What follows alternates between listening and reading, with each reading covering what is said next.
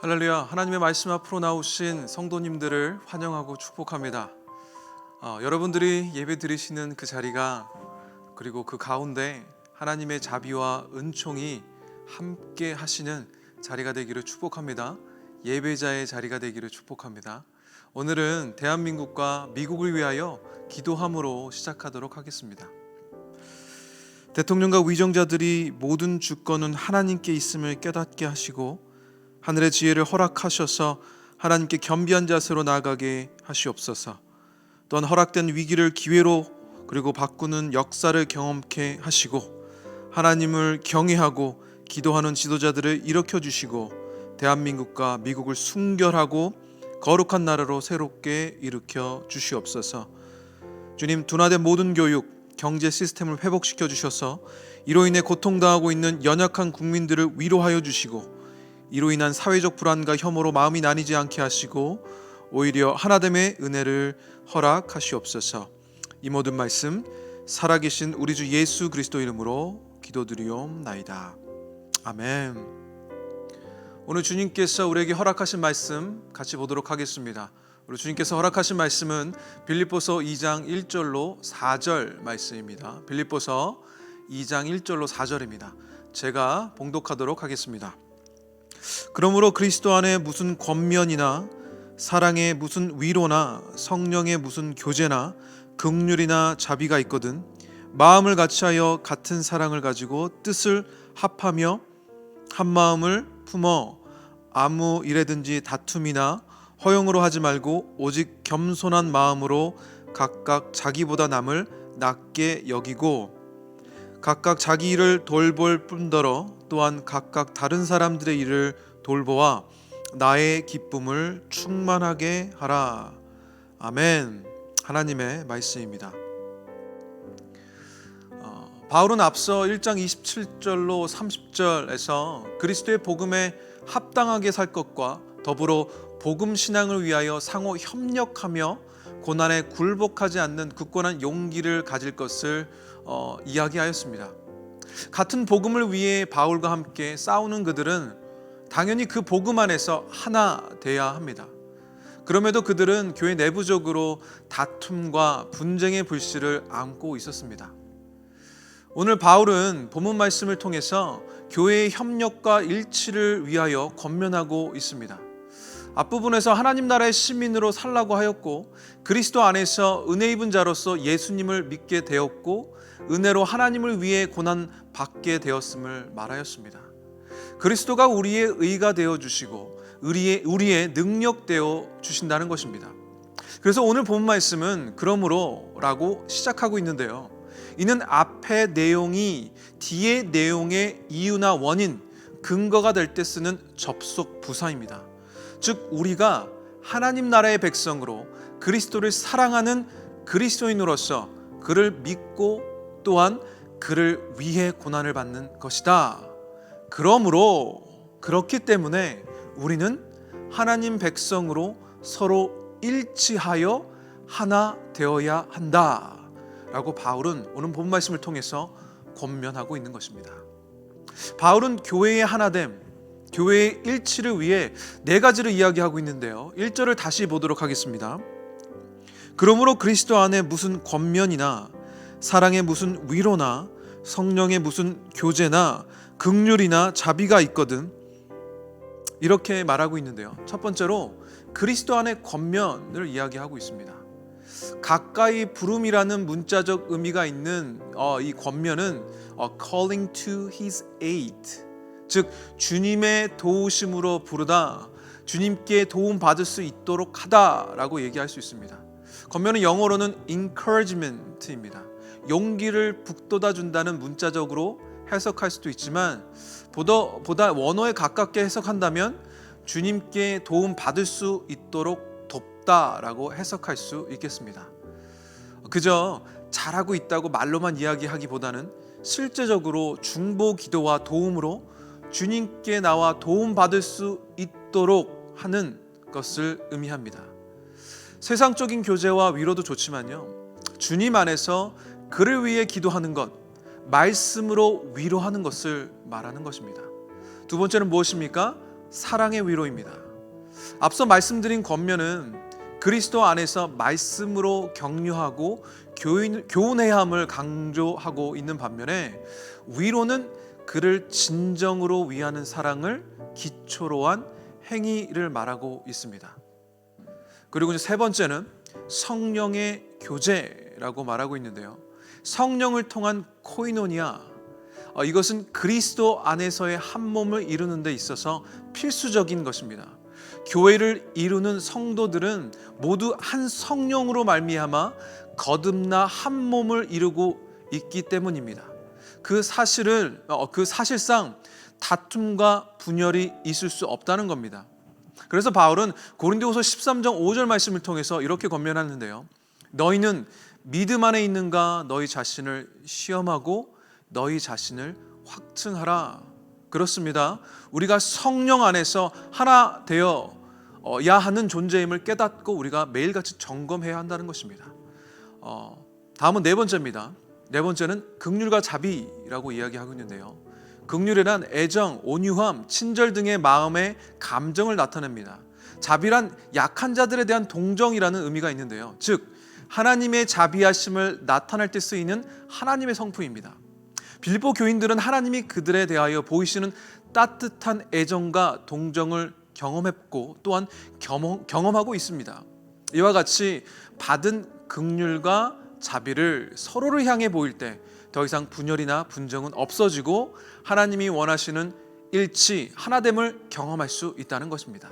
사랑하는 성도 여러분, 여러분들이 이 네 가지를 우리가 살펴보았는데 이 네 가지의 모습이 여러분들 삶 가운데 나타내어지기를 축복합니다. 자, 1절을 통해 바울은 우리가 하나 될 수 있는 이유와 근거에 대하여 네 가지로 나열하였습니다. 본문 1절 영어 성경에는 if절로 시작하고 있어요. if는 어떤 건가요? 가정법 형태인데요.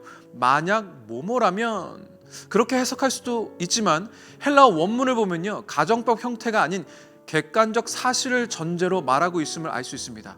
즉 없는 것을 있는 것처럼 해라라고 하는 것이 아니라 가졌으니 그렇게 하라라고 권면하고 있는 것입니다. 우리에게 그리스도 안에서의 권면을 할 수 있는 능력, 사랑의 위로를 할 수 있는 능력, 성령의 교제를 나눌 수 있는 능력, 마지막으로 서로를 긍휼과 자비로 바라볼 수 있는 능력, 그 능력이 우리에게 주어졌다라고 이야기하고 있는 것입니다. 그래서 계속해서 2절로 4절 말씀을 통하여 우리를 바울은 하나님 말씀을 통하여 깨우고 있습니다. 하나 되고 일치될 수 있는 우리에게 명령하고 있는 것입니다. 오늘 본 말씀을 통해서 주님께서 바울을 통해 사랑하는 빌립보 교회와 그리고 우리들에게 무슨 명령을 하고 있는지 함께 나누어 보도록 하겠습니다. 오늘 주님께서 우리에게 주시는 주님의 말씀입니다. 첫 번째, 한 마음 한 뜻을 품으라 라고 권면하고 있습니다. 오늘 2절 말씀 같이 보도록 하겠습니다. 마음을 같이하여 같은 사랑을 가지고 뜻을 합하며 한 마음을 품어. 한 마음을 품어는 앞서 나온 마음을 같이하여의 반복적 표현이라 볼 수 있습니다. 이러한 권면을 거듭 반복하는 것을 통하여 우리는 바울이 하나됨을 매우 강조하고 있음을 엿볼 수 있습니다. 바울은 본절에서만 이와 같이 유사한 의미를 지니는 권면을 4차례나 되풀이하며 공동체의 하나됨을 강조하고 있는데요. 이는 예수님을 사랑하는 우리들이 같은 생각과 의지를 같은 운명 공동체로서 그 같은 마음으로 같은 행동을 할 것을 권면하고 있는 것입니다. 자, 두 번째를 보겠습니다. 두 번째는 무엇인가? 자기를 낮추고 남을 높이라는 것입니다. 우리 3절 같이 보도록 하겠습니다. 아무 일에든지 다툼이나 허용으로 하지 말고 오직 겸손한 마음으로 각각 자기보다 남을 낮게 여기고. 다툼과 허용은 공동체 속에서 하나되게 함을 방해하는 요소입니다.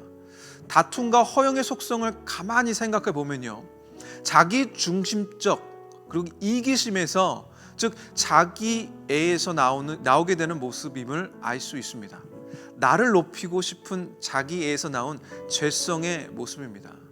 자기 자신을 드러내고 싶은 내면에 채워지지 않은 갈급함에서 비롯된 이 모습은 오직 주님의 깊은 사랑을 경험했을 때야만 비로소 해결될 수 있습니다. 이런 분들은 남들의 이목과 칭찬과 인정에 목말라 있습니다. 하지만 바울은 갈라디아서 1장 10절을 통해서 이렇게 권면합니다. 이제 내가 사람들에게 좋게 하랴 하나님께 좋게 하랴 사람들에게 기쁨을 구하랴 내가 지금까지 사람들의 기쁨을 구하였다면 나는 그리스도의 종이 아니라. 사랑하는 성도 여러분, 우리는 예수님의 그 사랑과 그의 은혜를 다른 곳에서 발견할 수 없습니다.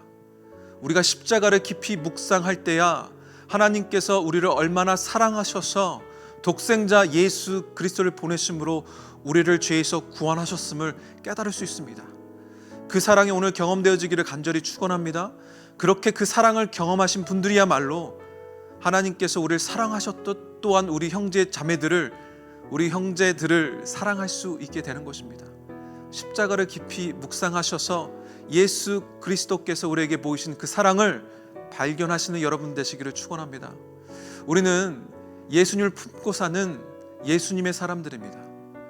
우리는 이처럼 남들보다 예수님께서 보이신 그 낮아짐의 그 십자가를 묵상함으로 겸손의 마음으로 하나님께 순종하신 예수님을 바라봄으로 우리가 예수님처럼 다른 사람들을 낮게 여기고 그들을 섬길 수 있게 되는 것입니다.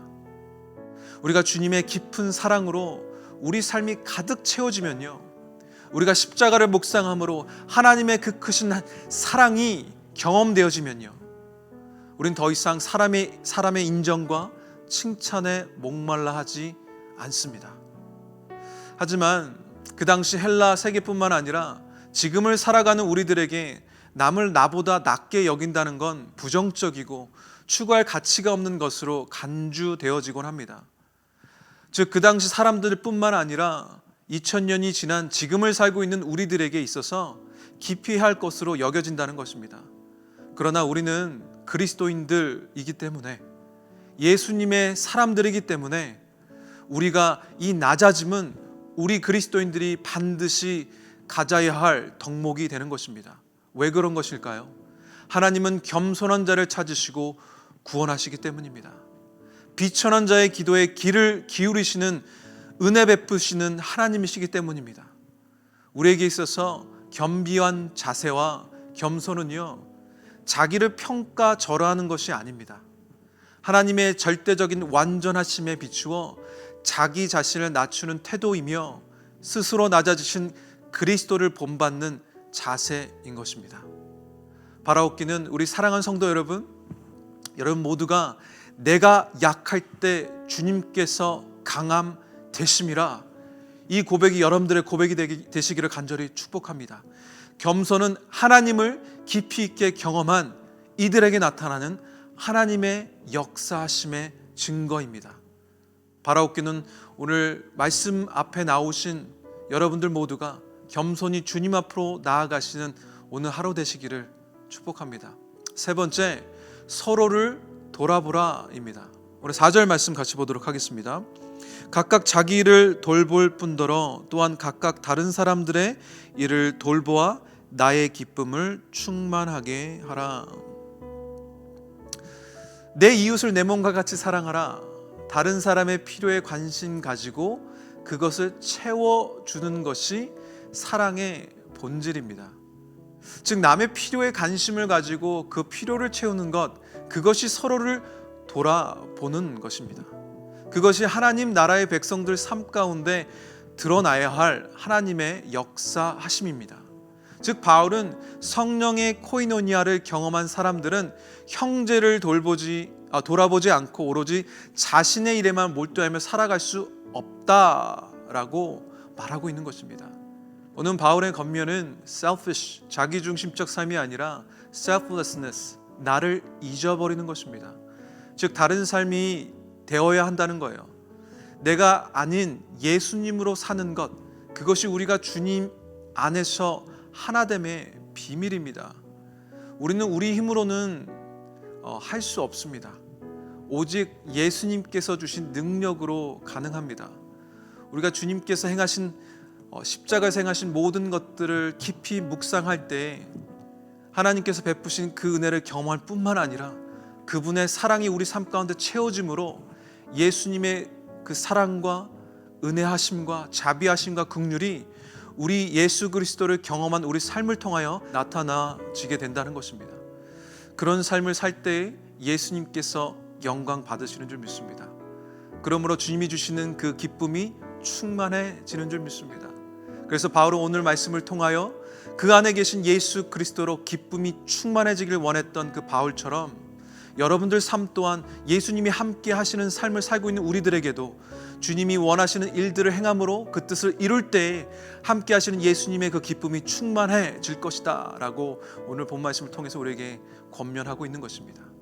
바로 그는 여러분들 삶 가운데 주님께서 함께 하심으로 여러분들이 그 주님께서 함께 하심으로 주어진 그 기쁨이 충만해지는 오늘 하루가 되시기를 간절히 축복합니다. 기도하시겠습니다. 사랑하는 주님, 감사합니다. 우리가 주님의 말씀을 듣고 깨닫고 주님이 원하시는 대로 살기 원합니다. 주님, 우리 마음 가운데 함께 하셔서 우리를 마음 먹게 하시고 우리를 행하게 하시는 분이 내 자신이 아니라 바로 주님이심을 오늘 고백합니다.